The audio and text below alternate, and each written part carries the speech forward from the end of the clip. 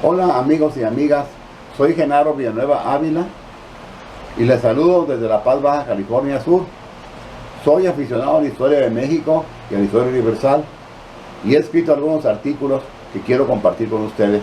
El tema de este día se llama Horrores de la esclavitud en México. Después de ser tomada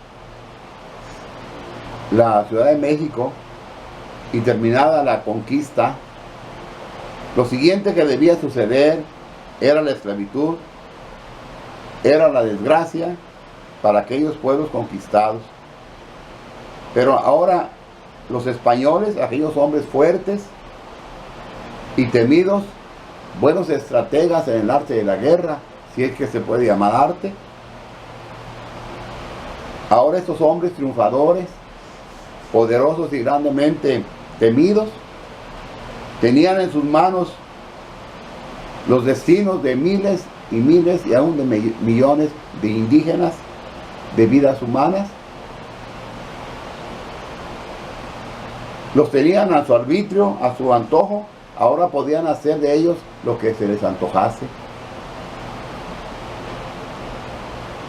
Como cuando alguien compra o vende o aún mata un animal de su propiedad.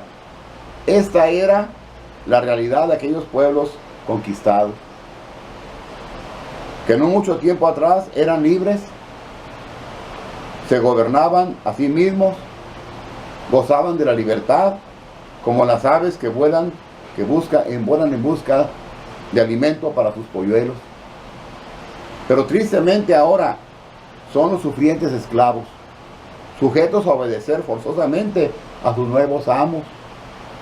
A partir de 1521, después de ser tomada la ciudad de Tenochtitlan, fueron cayendo uno a uno todos los reinos que habitaban la región que hoy conocemos como Mesoamérica. Ahora se ha formado un nuevo reino y se llama la Nueva España.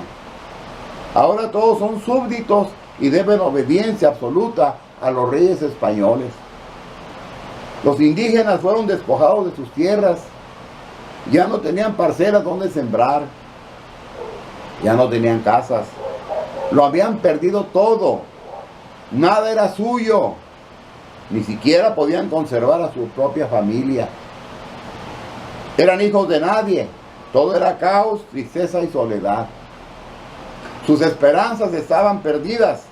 De pronto, su mundo se había convertido en un infierno difícil de sufrir. Se declaraban esclavos a todos aquellos prisioneros de guerra y rebeldes, a todos los que por temor a los conquistadores se encontraban ocultos o huyendo en los bosques, sin hacer distinción de sexo ni edad. Se inventaban sublevaciones y pacificaciones en una provincia para poder tomar como esclavos a sus habitantes. A pesar de la famosa cláusula de Isabel la Católica y del empeño de los monarcas españoles para que los indios fuesen libres, se hicieron en México gran número de esclavos con el pretexto de que eran rebeldes y no obedecían a la corona española. Algunos españoles de renombre argumentaban que los indios eran irracionales, casi animales, y que forzosamente necesitaban amos o dueños que los dominaran por la fuerza. Todos los españoles tenían grandes extensiones de tierra, habían edificado haciendas y también habían adquirido grandes cantidades de esclavos para trabajar en ellas.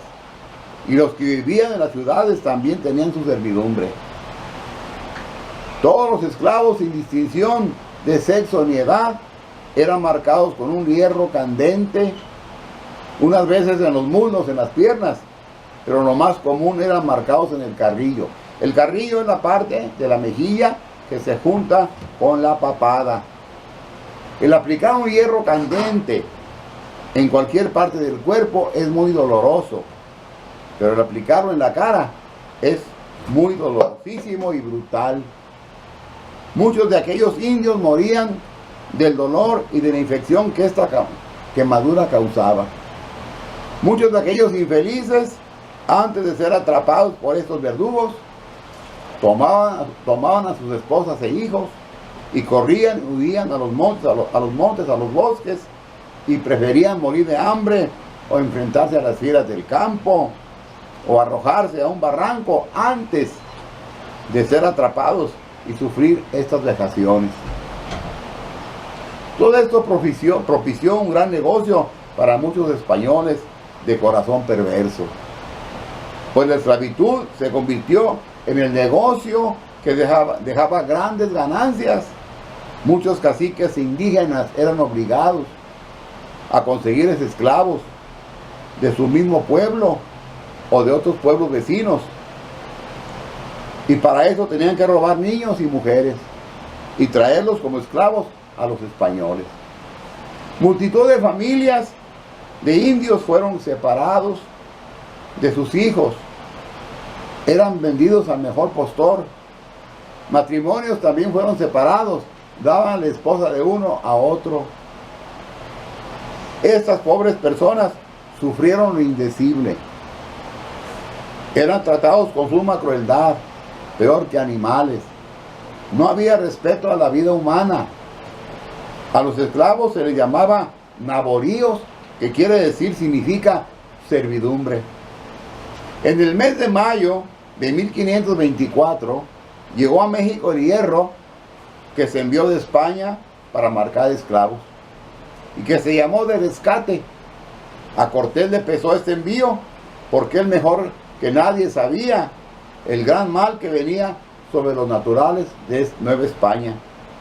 En los años en que Nuño de Guzmán era presidente de la Real Audiencia Española, concedió tantas licencias, tantos permisos para herrar esclavos. En la provincia del Pánuco, que quedó casi despoblada, 9 o 10,000 esclavos salieron huyendo de ahí. Huían a los bosques espantados, prefiriendo morir de hambre antes que sujetarse a la esclavitud y ser herrados. Era tanta la crueldad y brutalidad con que eran tratados aquellos pobres esclavos.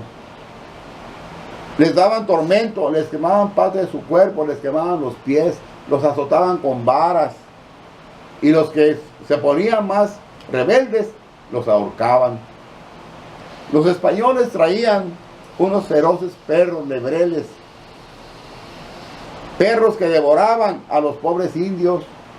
La historia dice, costumbre era de la mayor parte de los conquistadores llevar con su tropa grandes y feroces perros lebreles, cuidadosamente adiestrados para matar indios, devorar indios. Los perros o lebreles no encontraban indio a quien no matasen ni devorasen inmediatamente. Pero ni con los perros, ni con los patíbulos, ni con los tormentos a los prisioneros conseguían quebrantar la indomable constancia de aquellos tristes hombres. Cuando Pedro de Alvarado fue a conquistar Oaxaca, mostró su codicia y su crueldad, exigiendo a los caciques y señores de los pueblos donde pasaba que les entregase cuanto oro y plata pudieran tener, sino lanzar sobre ellos perros feroces que despedazaban en un momento a aquellos infelices hombres, por lo que no tenía más que presentárselos, y aquellos hombres, su mirada se convertía en terror si es que pensaban resistir. Por el contrario, hubo hombres más nobles que los defendieron, como son don Vasco de Quiroga, Fray Juan de Zumárraga, Bartolomé de las Casas, el doctor Alonso de Zurita, Fray Francisco Mena, Francisco de Juárez, don Sebastián Ramírez de Fuenleal. Todos ellos mandaron cartas a las cortes españolas denunciando los abusos que las autoridades mexicanas ejercían sobre estos indefensos seres humanos. Después de la llegada del primer rey o virrey a Nueva España, don Antonio de Mendoza, a partir de 1535, este virrey no estaba muy a favor de la esclavitud. Así que la esclavitud empezó a descender, a bajar un poco, a disminuir, pero siguió habiendo esclavitud de una manera disimulada. Sí había esclavitud, pero de una manera muy disimulada. Fueron años de grandes conflictos, de grandes penurias para la vida de aquellos pobres mexicanos. Se había formado una nueva raza, la raza mexicana. Pero esas personas son juzgadas, vejadas, maltratadas, torturadas, marcadas por el látigo de sus opresores. Pero no solamente habían sido marcados físicamente, también llevaban las marcas en su orgullo, en sus sentimientos, en sus almas. Y esas marcas eran muy profundas, que han dejado huella para siempre en la vida de los mexicanos. Impresionante, ¿verdad? Soy el profesor Genaro Villanueva Ávila. Mi correo electrónico es genaro@hotmail.com. Hasta la próxima.